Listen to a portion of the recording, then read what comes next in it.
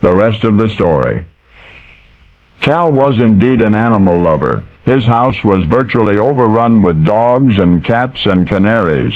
And then one autumn, some of Cal's friends in Mississippi got together and sent him the main course for a Thanksgiving dinner. They sent it alive so that it could be freshly killed for Cal's table. Now it was not a turkey, it was a raccoon. Well, Cal took one look at the innocent black masked face, and it was love at first sight.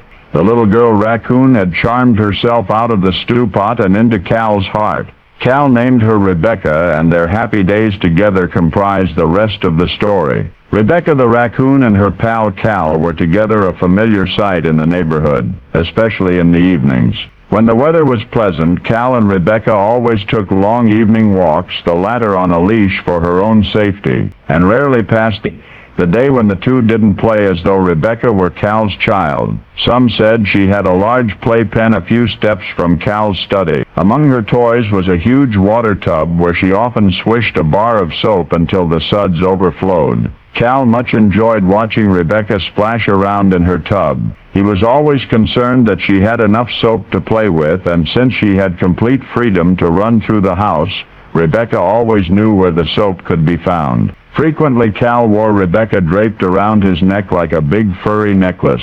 That was her ride. Her favorite dinner was persimmon and chicken, some green shrimp and eggs and cream. Separations for both Rebecca and Cal were difficult, even for 2 or 3 days.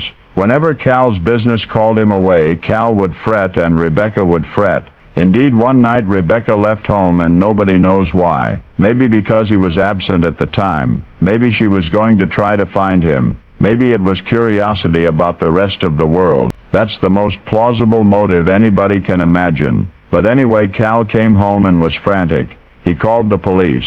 They assured him that an officer was on the way. No. Cal insisted. It would take at least 4 policemen to track down the ingenious Rebecca.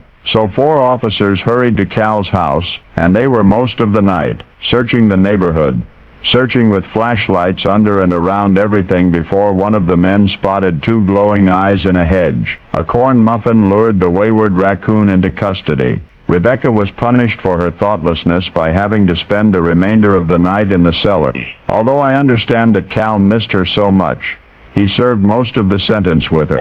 As pets and their masters go, I don't know that the relationship of which you've just learned is particularly remarkable. It merely gives us a different glimpse into the secret heart of someone. A man more often remembered for what he did not say than for what he said. For Cal, whose chronic silence amused a nation, was President Calvin Coolidge. And of course the home where his beloved Rebecca splashed and played and ran free was your White House.